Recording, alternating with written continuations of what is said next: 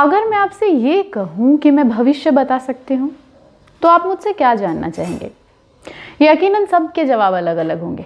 वो लोग जो फाइनेंशियली क्राइसिस देख रहे हैं वो ये जानना चाहेंगे कि वो सुपर रिच कब होंगे। वो जो ब्रेकअप से जूझ रहे हैं वो ये जानना चाहेंगे कि उनका पार्टनर उनके पास कब लौट कर आएगा। वो जो कुछ बीमारी या सेहत से जुड़ी समस्याओं से जूझ रहे हैं वो ये जानना चाहेंगे कि उनकी सेहत कब बेहतर होगी, या कहीं उनके साथ रह रहे लोगों को तो कोई खतरा नहीं है।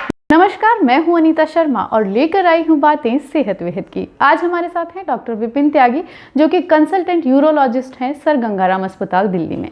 उनसे जानते हैं कि कैसे पता लगा सकते हैं कि आपको प्रोस्टेट कैंसर होगा या नहीं।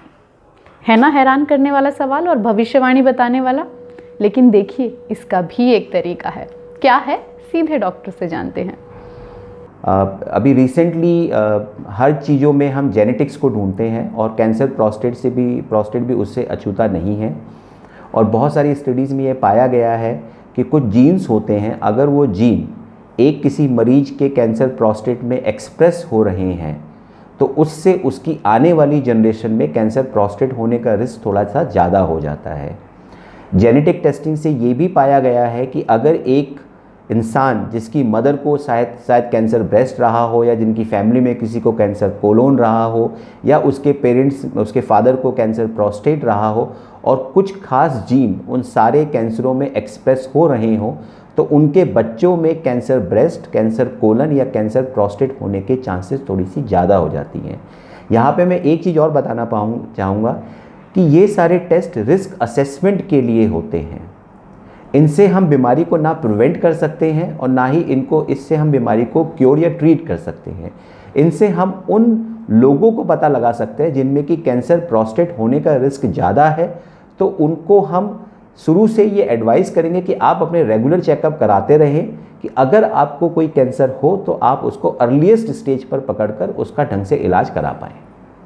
कैंसर प्रोस्टेट को डायग्नोस करने के लिए नॉर्मली दो चीज़ों का इस्तेमाल किया जाता है। एक ब्लड टेस्ट जिसका नाम है सीरम PSA, इसकी फुल फॉर्म होती है प्रोस्टेटिक स्पेसिफिक एंटीजन, और दूसरा कोई भी सर्जन या यूरोलॉजिस्ट या यूरो ऑन्कोलॉजिस्ट एक टेस्ट करता है डिजिटल रेक्टल एग्जामिनेशन, यानी कि आपकी एनस से फिंगर डाल के वो प्रोस्टेट को फील करते हैं कि क्या वो प्रोस्टेट कैंसरस है या कैंसरस नहीं है। ये जो टेस्ट किए जाते हैं इसमें दो तरह से हम स्क्रीन करते हैं, या दो तरह की हम टेस्ट करते हैं। एक उन मरीजों का जो हमारे पास प्रोस्टेट से रिलेटेड सिम्टम के साथ में आते हैं, और एक ग्रुप ऑफ पेशेंट्स वो होते हैं जो किसी और परेशानी के साथ में आए हैं, या कोई हेल्थ चेकअप के लिए आया है जिसकी उम्र 50 से ज़्यादा है, या कोई इस वजह से हमारे पास आया है कि उसके पेरेंट को कैंसर प्रोस्टेट था।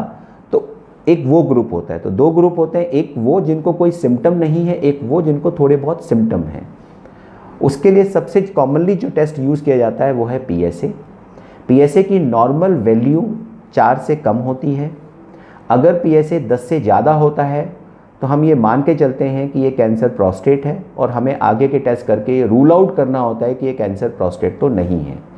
4 से 10 एक ग्रे जोन होता है, जिसमें हमारे पास और भी बहुत टेस्ट होते हैं जो थोड़े से स्पेशलाइज्ड टेस्ट होते हैं, जिनको करके हम ये देखने की कोशिश करते हैं कि क्या इस 4 से 10 वाले PSA वाले पेशेंट में कैंसर प्रोस्टेट है या नहीं।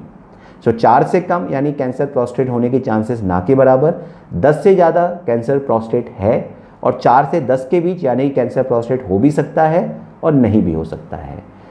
शुक्रिया डॉक्टर। सेहत वेहत के इस एपिसोड में मैं थी अनीता शर्मा आपके साथ। जल्द ही सेहत से जुड़ी और जानकारी के बहुत से वीडियोस के साथ हम आपसे फिर मिलेंगे। तब तक स्टे हैप्पी, स्टे हेल्दी।